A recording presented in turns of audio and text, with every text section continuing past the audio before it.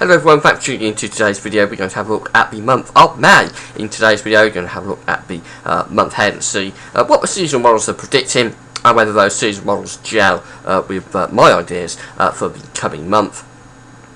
Now, if we go in video, I just want to explain something. I've had a minor operation on my mouth, so I'm talking a little bit with a little bit of discomfort. So I hope you understand everything I'm saying. It's getting better all the time, but it's just a little bit of discomfort. So I hope I'm clear and you can understand what I'm trying to get across to you. Also want to mention Terry Scully. The month ahead forecast from Terry is delayed. I'm afraid I can't tell you when Terry will be producing his month ahead forecast, but I'll keep you updated. Keep checking my Twitter and my tweets on my Twitter account, Gavin Partridge, twitter.com/Gavin Partridge. I'll keep you updated when I hear from Terry.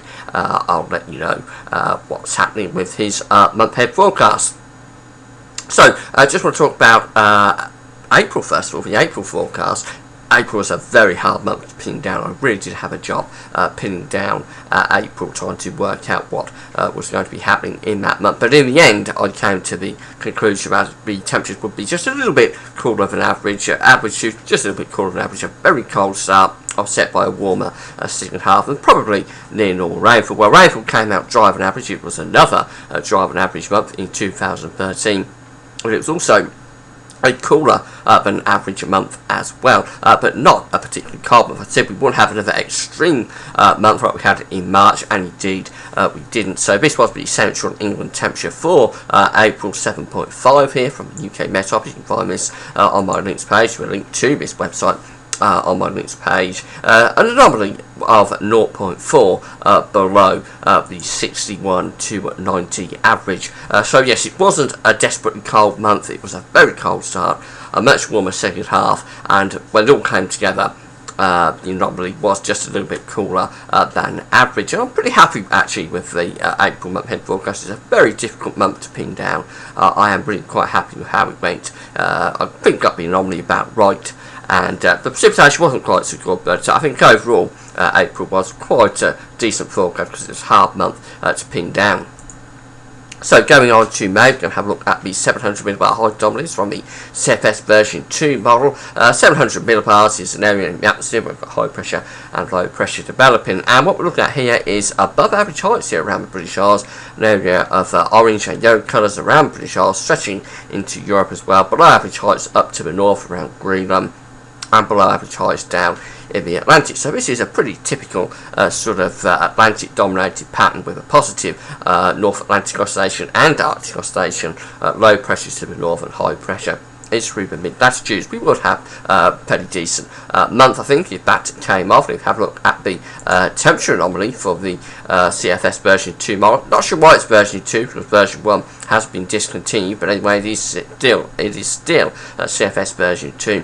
We see the temperature anomaly for the month is actually near normal, a little bit below average in the east perhaps, but near normal temperatures really being predicted for the British Isles. And in terms of precipitation, we actually have a very dry month being predicted here across the British Isles and much of Europe as well, and that's hardly surprising because if we go back to the 700 millibar height anomaly, we see we've got a big area of above average heights there through the British Isles and stretching into Central Europe as well. So yes, the drier than average signal for the month is to be expected with that pressure distribution. I'm not sure about the temperatures there.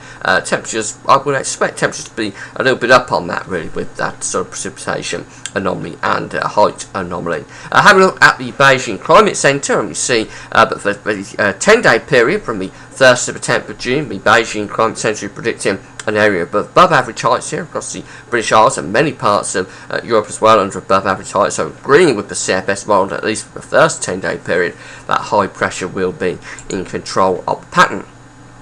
As we go through to the second 10-day period, which takes us from the 11th to the 20th of May, where we're seeing above average heights there, more centred to the northwest of the British Isles, but still high pressure is more or less in control. We're running the jet stream to the south of the country, though, so that could be a little bit more unsettled for southern areas, but really high pressure is dominating away to the northwest. And as we go through to the second 10-day period, of the third 10-day period, I should say, which is the 21st to the 30th, we're looking at below average heights there to the south, probably extending more up into the British Isles, with the over above average heights weakening. So if anything, this probably implies that the month will get more unsettled as we go along. We start off with high pressure really dominating, and then very gradually that high pressure is eroded away from the south and the east as low pressure becomes more centred around the country. And certainly by the end of the month, we could be looking at quite an unsettled pattern.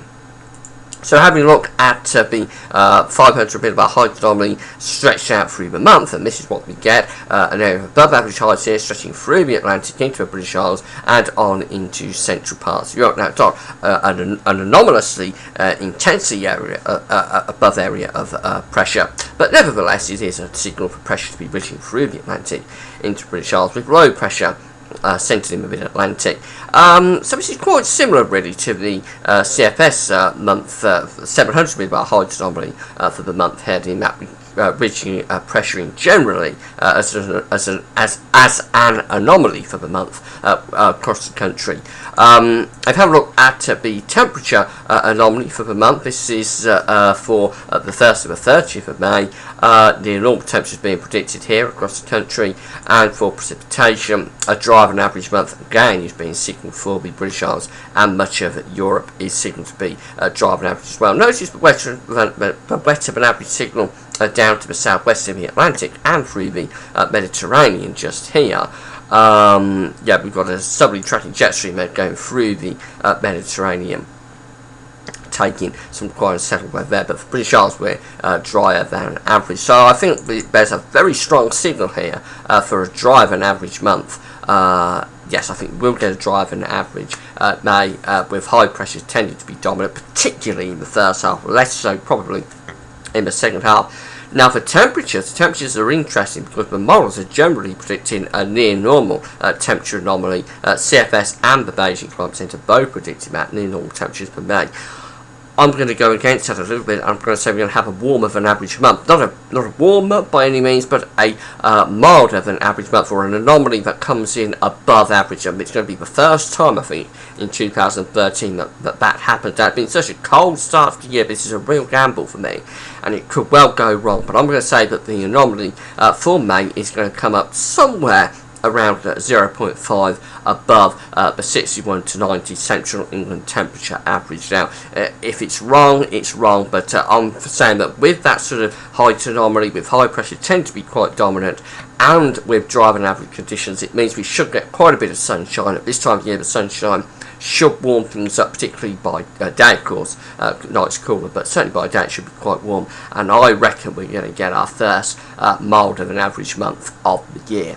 So that's the prediction for May. I'm going for a dry than average month, much drier than average potentially, very dry month, and with pressure higher than average, I think we should get a warmer than average month, the first milder than average month of 2013. Not a very warm month, but a warmer than average month. Finally, have a look at the 700 millibar height anomaly for June from the CFS version 2 model, and this is looking pretty good actually. We've got high pressure again, above average heights I should say, again centred around British Isles and to the east and into the Atlantic as well.